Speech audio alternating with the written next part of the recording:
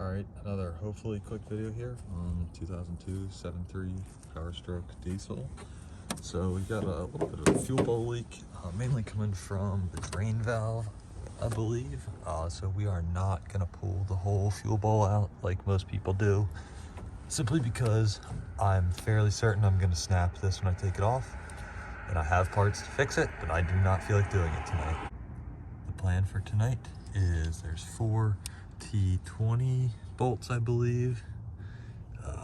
You see one right there, and then 2 below it holding the drain valve onto the fuel bowl here. My goal is to pull those 4 out and replace all the O-rings on and in the drain valve, and possibly in the water and fuel sensor and fuel bowl heater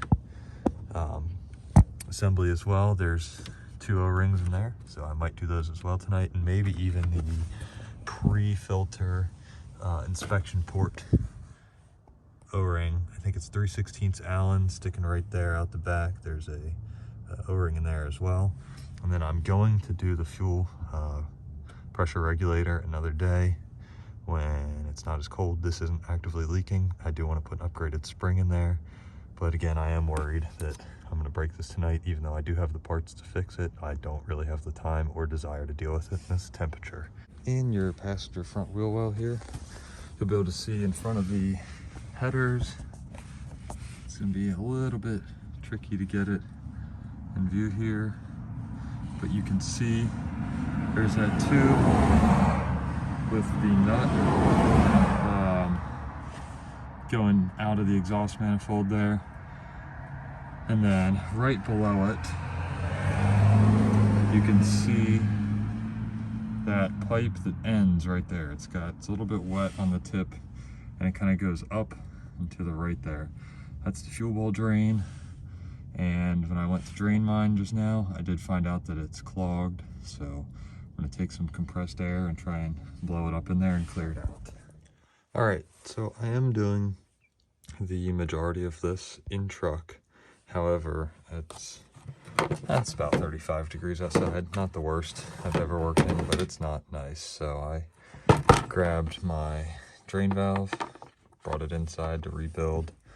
I did kind of assume that it was probably done at some point in the past, but as you can tell by the Ford sealant on here, the yellow stuff, it was not. So time to do that, and then also the water and fuel light and power for the fuel bowl heater. This O-ring I brought in with me off of this. It's still an O-ring, but it's very stiff, so probably time to do that. The red one that was on the water sensor itself, I used a pick to get that out because both of those stuck in the fuel bowl. It shot out somewhere in the truck. Didn't find that, but I'm not real worried about it. So I got the kit parts here. I ordered it on Riffraff on their website.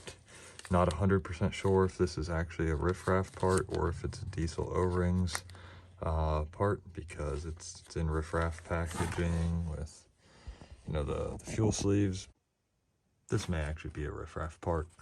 Doesn't say specifically on here, but it gives you actual size of all the O-rings and pieces that come in that kit there, and tells you what they go to. So today I'm doing all the fuel drain ones, and I'm gonna do, I believe this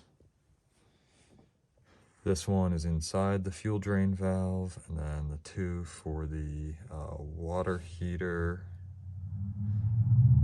one there and one there. Also got this at Harbor Freight. I believe they sell it on Riffraff as well, but got this to do all the O-rings as well.